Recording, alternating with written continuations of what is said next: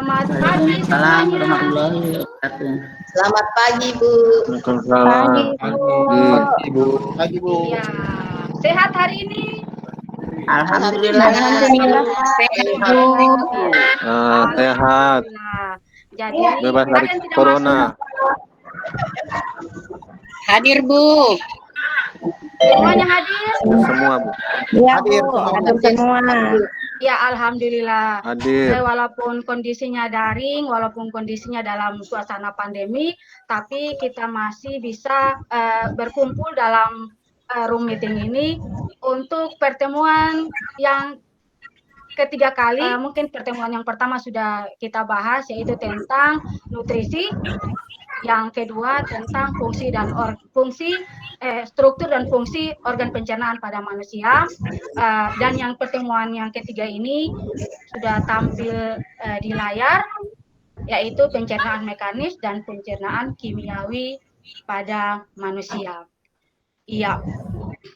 Sebelum Ibu bahas lebih jauh tentang pencernaan mekanis dan pencernaan kimiawi pada manusia, alangkah baiknya Ibu sampaikan kompetensi dasar dan indikator pencapaian kompetensi dalam kegiatan pembelajaran kita kali ini.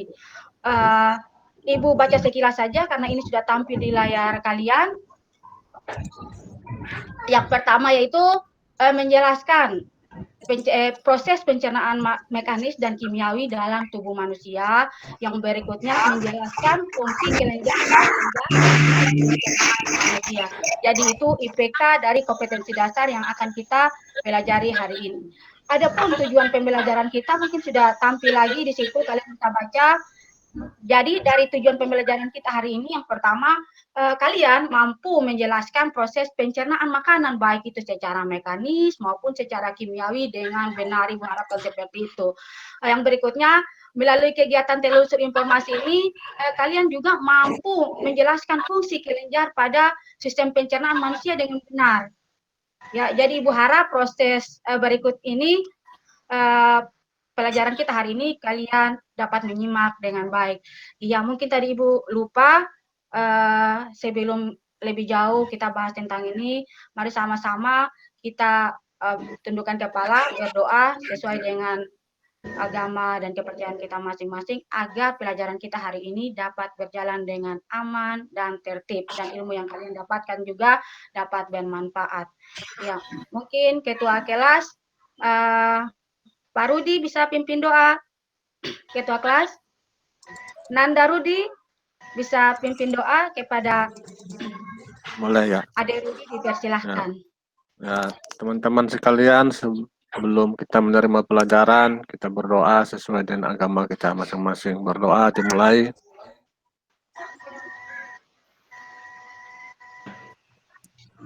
Berdoa selesai. Amin. Iya, alhamdulillah. Terima kasih kepada Nanda Rudi. Yang semangat ya. Kita harus semangat untuk mempelajari materi kita, yaitu tentang proses pencernaan mekanis dan kimiawi dengan benar. Ya, kita langsung masuk kepada yang berikutnya, yaitu nanti kita di sini mengamati video tentang proses pencernaan, baik itu secara kimiawi, secara mekanis maupun secara kimiawi, mulai dari mulut sampai ke rektum anus. Ya, sebelum kita amati video pengamatan ini, Ibu mau tanya dulu. Yang pertama, kenapa pada saat kita makan dianjurkan mengunyah makanan lebih lama? Yang berikutnya lagi Ibu mau tanya, mengapa saat kita makan, orang tua-tua dulu itu benar? Dan sekarang saintifik, ilmu saintifik membuktikan itu. Orang tua-tua dulu bilang, kalau makan tidak boleh berbicara. Ternyata benar. Kenapa seperti itu? Kenapa kita dilarang berbicara saat makan?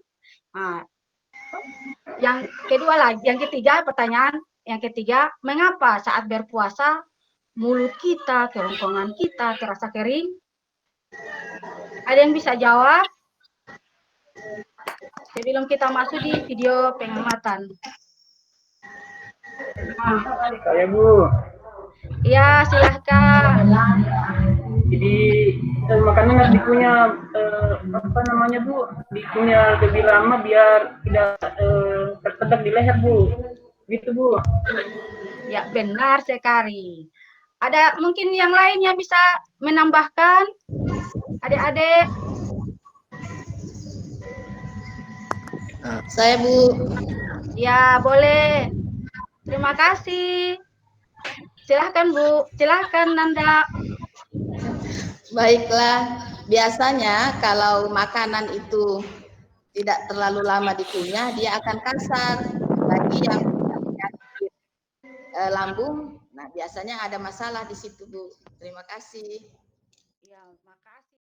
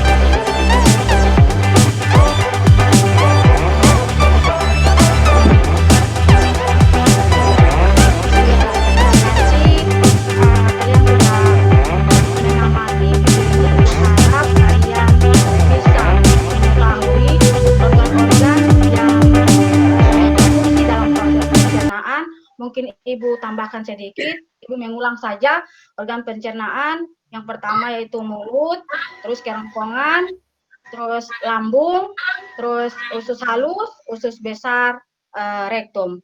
Iya, di organ-organ ini terdapat kelenjar-kelenjar yang menghasilkan enzim-enzim yang sangat berfungsi dalam proses pencernaan. Untuk lebih memahami tentang enzim-enzim sudah tadi ditayangkan. Untuk lebih memahaminya lebih mendalam lagi agar tidak ada miskonsepsi, agar kalian juga lebih paham tentang kelenjar dan enzim-enzim itu, kita sama-sama mengamati tayangan pada video pengamatan berikut ini juga. Ibu harap kalian mencatat lagi enzim-enzim yang berperan pada tubuh manusia karena ini sangat penting sekali agar kalian bisa mengetahui enzim-enzim yang dihasilkan oleh tubuh dan berguna untuk tubuh. Ibu harap kalian bisa mencatat itu. Ya, ayo sama-sama kita menonton video ini.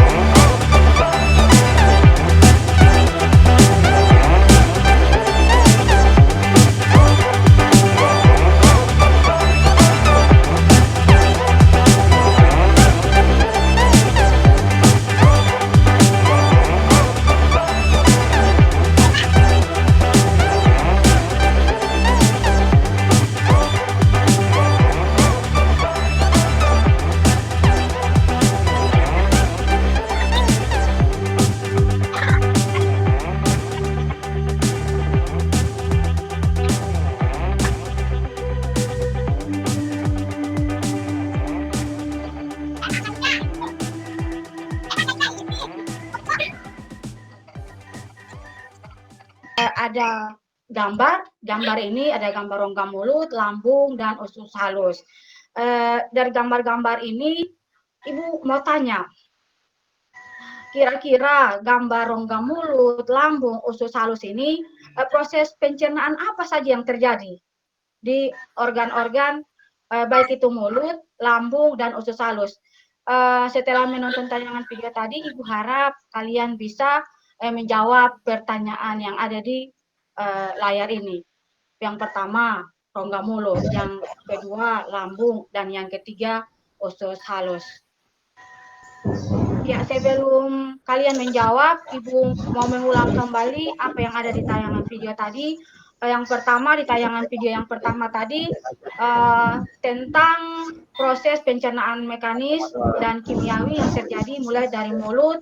Ibu cuma mengambil kesimpulan saja dari pengamatan video dua video ini. Yang pertama, organ mulut yang berperan di situ ada mulut yang berperan, yaitu di mulut situ terjadi proses pencernaan baik kimiawi dan juga mekanis dan kimiawi. Mekanis seperti apa yang tadi sudah kalian tonton. Yang pertama, makanan masuk, kita gigit makanan, mengunyah, mengkoyak-koyak makanan dan dibantu oleh lidah. Itu dinamakan dengan proses pencernaan makanan secara mekanis. Jadi pencernaan makanan secara mekanis ini adalah pencernaan makanan tanpa bantuan enzim. Jadi ketika makanan dalam mulut ini dibolak-balik oleh bantuan lidah dan gigi, sekali lagi ini disebut dengan pencernaan mekanis. Sementara pencernaan kimiawi yaitu dengan bantuan enzim. Sudah tadi kalian lihat di mulut tadi ada enzim apa saja yang berperan, nanti kalian jawab di pertanyaan ini. Ya, yang berikutnya lagi di kerongkongan. Di kerongkongan ini sendiri penghubung antara mulut dengan lambung. Tadi ada pertanyaan di awal tadi, mengapa saat makan kita dilarang berbicara. Ternyata di lambung ini ada penghubung antara lambung dan kerongkongan, yaitu faring. Jadi di lambung sini saat kita makan, misalkan sambil berbicara, otomatis makanan yang masuk tadi akan melewati faring. Karena faring sendiri yaitu tenggorokan yang menghubungkan antara paru-paru dengan hidung. Tapi di sini ada sekat yang jadi ketika kita berbicara otomatis sekat ini akan terbuka. Oleh karena itu orang tua bilang ketika makan jangan berbicara, karena ketika berbicara makanan yang masuk melalui faring ini akan sampai ke paru-paru dan dengan secara alami tubuh kita akan tersedak, batuk biasanya seperti itu karena paru-paru menganggap bahwa makanan yang masuk ini adalah benda asing. Oleh karena itu makan yang sopan, diam tanpa harus berbicara apalagi tertawa.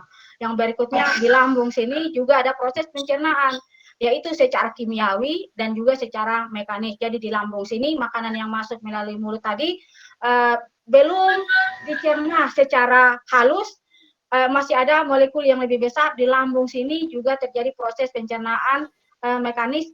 Jadi di lambung sini otot-otot lambung itu membolak-balikan makanan, sehingga proses membolak-balikan makanan ini lebih halus atau disebut dengan CIM. Ini disebut dengan proses pencernaan secara mekanis. Dan proses pencernaan secara kimiawi karena di lambung tadi ada kelenjar-kelenjar yang menghasilkan enzim-enzim pencernaan di lambung. Oleh karena itu kalian boleh menjawab pertanyaan yang ini, lambung. Organ pencernaan apa, enzim-enzim pencernaan apa saja yang berfungsi di lambung? Ibu harap kalian bisa menjawab itu. Lalu yang berikutnya setelah lambung sampai ke usus halus. Di usus halus ini sudah tidak ada proses pencernaan secara mekanik, yang ada proses pencernaan secara kimiawi saja. Enzim-enzim apa lagi yang berfungsi di usus halus ini? Kalian boleh menjawab. Jawaban yang ada di sini usus halus. Yang berikutnya di usus besar.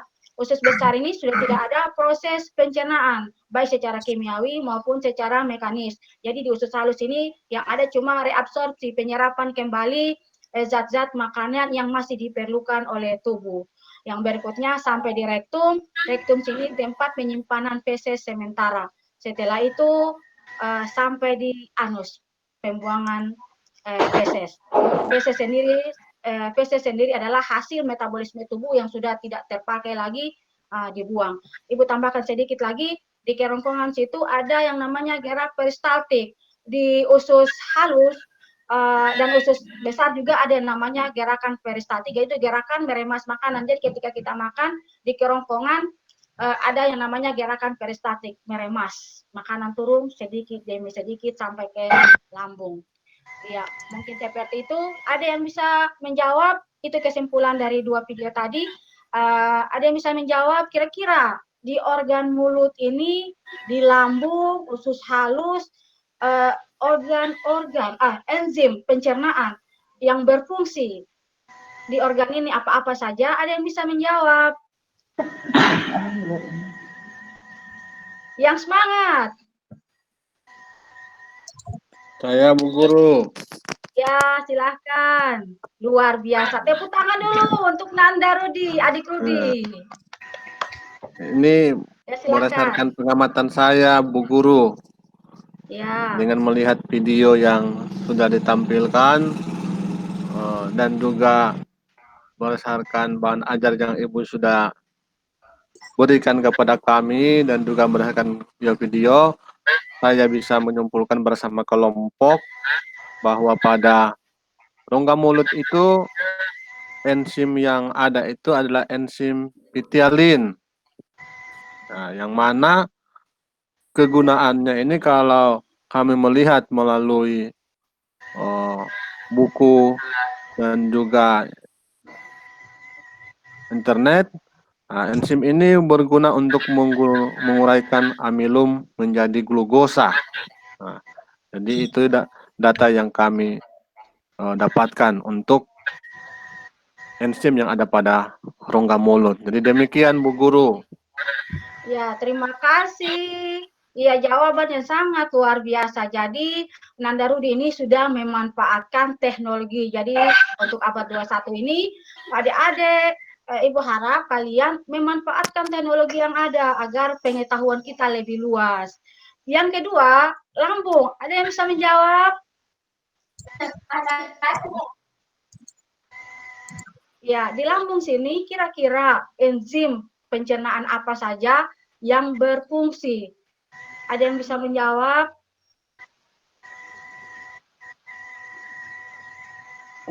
Saya Ibu. Ya, silahkan Ade cantik.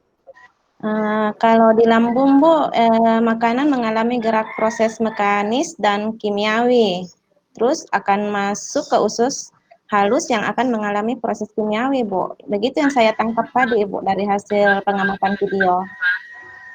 Iya, jawaban yang juga sangat luar biasa. Terima kasih. Jadi dari pelajaran kita hari ini, Ibu sangat bangga dengan kalian. Kalian mampu menyimak dengan baik setiap tahapan-tahapan pelajaran yang Ibu tampilkan. Ya, kita masuk ke yang berikutnya, usus halus. Ada yang bisa menjawab?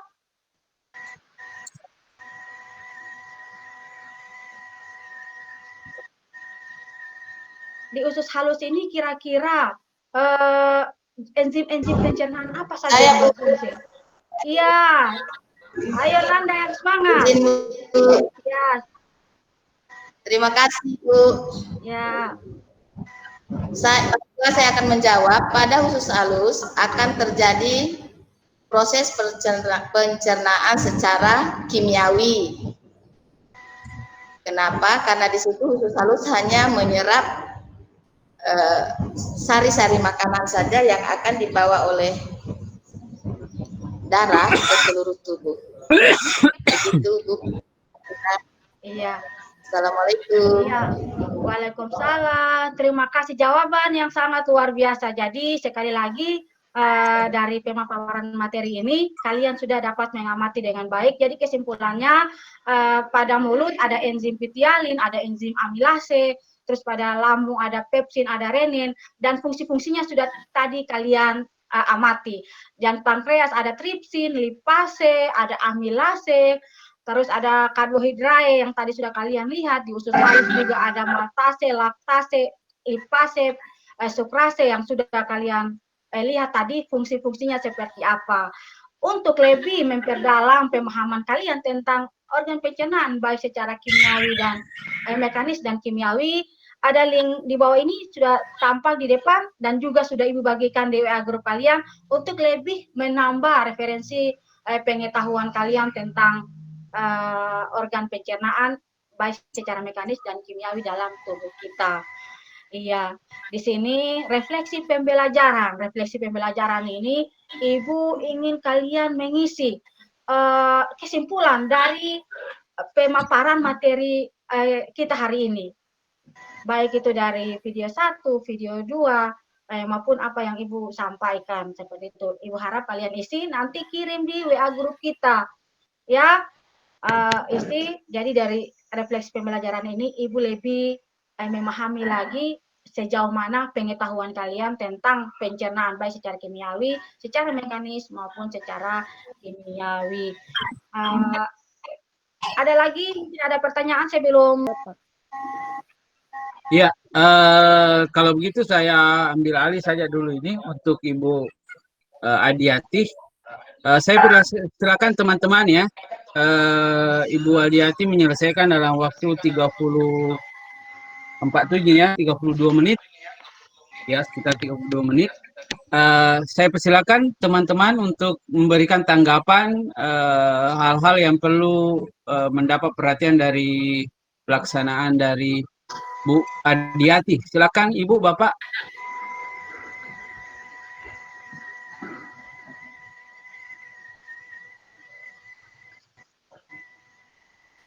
Kembali Pak, untuk saya Ibu Adiati alhamdulillah cukup bagus, intonasi suara, kemudian cara gimana siswa agar interaktif itu sudah cukup bagus. Pengelolaan kelasnya apa, kalau tadi agak sedikit di pembukaan kemudian masuk itu karena ya kondisi yang dalam keadaan daring sehingga tadi ada lupa berdoanya, nanti setelah itu tidak jadi masalah. Itu hanya teknis saja, tapi secara keseluruhan sudah bagus. Akhirnya penutupnya sedikit tadi Mbak Adiati tanya pertanyaan tadi, mungkin tidak usah dijelaskan karena itu untuk pertemuan berikutnya, hanya tolong itu mungkin supaya tidak terlalu banyak menyita waktu, karena anak-anak kan sudah penutup, hanya anak-anak bingung kenapa ada 2 RK gitu. Itu saja mungkin yang dari saya Pak, yang lainnya alhamdulillah sudah cukup bagus.